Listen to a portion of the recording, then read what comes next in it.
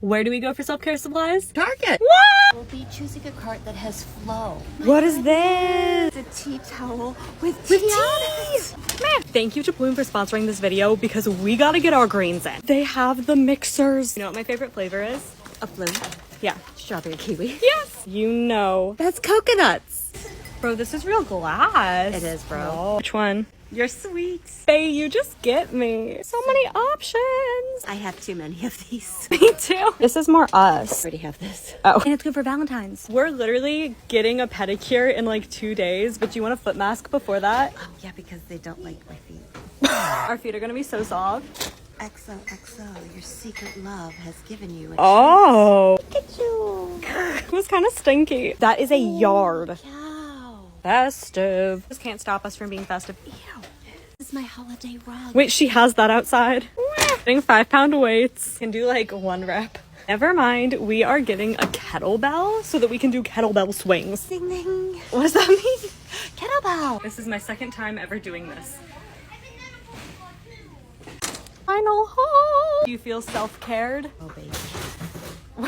Does that mean yes? So loved by Claire. Oh, yay. Stop, I'm so proud you actually brought a water bottle. Dude, it's empty. No!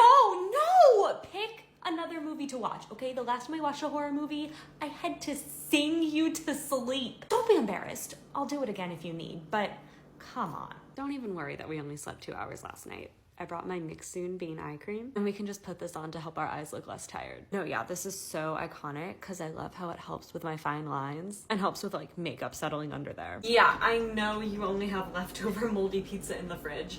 That's why I ordered us pancakes. Before you head out, do you have all your stuff? No, you don't. That was a trick question because I found your laptop charger. Thank you to Mix Soon for sponsoring this video.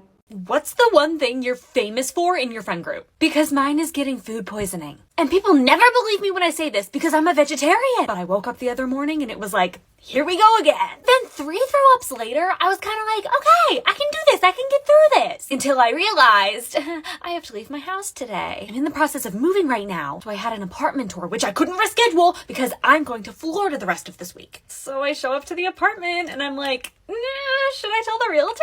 And I think I have to because like, what if I puke in the apartment? And she's like, oh, it's fine, no worries. And as I walk into the apartment, I'm like, you know what? I'm not even nauseous. I'm not gonna puke. But then as I'm walking through the rooms, I start feeling a little weak. I start feeling a little floaty because I certainly had nothing left in my stomach anymore. And I just like stopped eating after a certain point because I knew it was gonna come back up. And apparently that was gonna be my downfall. Literally. So now I'm clutching onto the door frame. I'm like walking a few steps to the kitchen, holding onto the counter for dear life. The realtor is telling me all the wonderful features of the apartment and I'm just like, I'm fading fast. I need to get out of there now. And at that very moment, the realtor is like, do you want to go out and look at the street? The fresh air slaps me in the face. I am revived, and I proudly made it out of there faint-free. I'm in such a pickle. I mean, what should I carry today? My Birkin bag or my Chanel? How's Roger? He's good. I think. I know he's my husband, but I really only communicate with him when he's funding my massive parties for all of my friends. You cannot imagine the stress I'm under. I mean, for the long weekend, I could take the yacht out for a spin, but the chateau in France is just calling my name. What do I do for work? Oh, don't be silly. Do you have a... What? A hair tie? No. Lip gloss? Band-aids? Hey, you've been gone from the party for a while. Do you not like the movie? No, I just went to the bathroom and then on my way back, I saw your giant pile of clean laundry, and so I thought I would fold it for you. And a Dr. Pepper, please. Actually, is that really a good idea? It's just a soda. Well, you tend to get pretty hyper at night. Can you change the song? Oh, really? You don't think it's catchy? I do think it's catchy, but I also think it's very negative, and I just think we should only be listening to things that are gonna build us up right now. Here's what we're doing. Brush it out, heat protectant, brush the hair on back, whatever you use to part your hair, right from your nose all the way back. It's time to decide how big you want your little front pieces to be. I found on my face, the bigger the better. Start at that part line, drag drag it down to your ear. You want the line to match on the other side. Find where you started over here and then just go straight over the part to the other side. Try your best to do the same angle that you did. Usually I'll just put them in my mouth, but I'm gonna tie them into a little beard so I can keep talking to you. Get your tightest hair tie ready. Flip back. Brush this into the highest ponytail known to man. This is the hardest part. If you don't want any bumps up here, just make sure you smooth it all out and hold it with your hand exactly where you want it to be. Tie it off. I have to tighten it a little. If you do have a lot of bumps, you can pull these out a little bit and it will make the whole thing poofy and kind of level out into like one big poof. With the ponytail, we're gonna take sections about this big. I'm using a curling wand. You can use whatever you usually use. I put my arms down on the vanity like this so that my arms don't get tired. All done. The goal is to kind of merge them into one giant curl. Make sure that you curl them all the same direction so that they can merge together. Like this. And then I like to take the ends and just curl them all together again to make it really cohesive. Burned my hand, so don't do that. Now we have our straightener. Brush the bang back, come in from the top like this, as close to the root as you can, and just curl it back. Keep curling it, keep pulling it through. The end gets tough, I know it gets tough, just keep pulling it through. Bam. Not as curly as I want, so I'm going through again. This is perfect. I'm gonna brush these out. It might be a mistake. Actually, no, I think that made it more cohesive. It gets some bumps after tightening it again, so I'm just gonna pin it down and push the bobby pin so that it's kind of hidden behind the hair tie. Now you have 3 options. Leave it. You can do a bow around it. This is what I did for St. Patrick's Day. Or we can wrap a piece of hair around it. So we're just gonna take a tiny section from the underneath part. That's really important. Just wrap it one time around that hair tie. Pin it on this back section underneath the hair tie. I take one pin, pin it down. Slide a second pin through like an X. That way it won't slip. You got this? Are you seeing how everyone and their mother is posting that 2023 was the best year of their life? I'm not here to be a hater. Like, I'm so inspired that you got married and adopted a chinchilla and bought an 8-bedroom house. But listen, if 2023 is one of the worst years you can remember, you are not alone. Apparently, not every year can be our year. And we're gonna get them in 2024. I need to buy a portable fan. Well, unfortunately, ma'am, this is a candle store. So you don't sell them? I'm gonna have to say no. That is extremely irresponsible in this 97-degree weather. And I've been thinking about getting this great haircut that I saw a photo of because my neck's been getting so sweaty. Wow, that'll be a big change. Do you know what the haircut's called? Yes, I believe it's called the Karen cut. As president of the Homeowners Association, I am going to have to fine you for your pool. I don't know what you're talking about. I don't have a pool. Then what would you call that? It's a sprinkler. I know you've seen my dogs running through it to cool off. Yes, but it's creating a giant puddle on the ground, and I would consider that a pool. No, I didn't get an iced latte. Boring.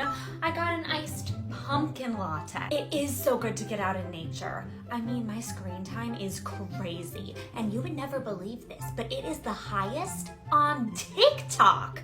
I mean, who am I? Can I order, and I know you probably don't get this one a lot, but can I order chicken tenders? Hear me out, because I want to redo my room, something a little wonky, something that I haven't really seen anybody else do before. I'm thinking beige. If you want to glow up while you're at work or school, this one's for you. Don't hate me. It's never a bad idea to practice your posture. Just kind of let your head drop forward, relax your shoulders, imagine a string pulling you up. If you're going to be sitting there for an hour anyway, why not? You're also going to be writing, taking notes anyway too. So anytime you write, you can work on establishing like a signature font. The summer before sophomore year of high school, I actually printed out like a font sheet and practiced writing my letters like the font at home. And then when I wrote at school, I would use my special font. Bonus points if you dot your I's with something really fun. Probably not on like things that you're going to turn into your teacher, but just on your personal notes. I love dotting my I's with a heart.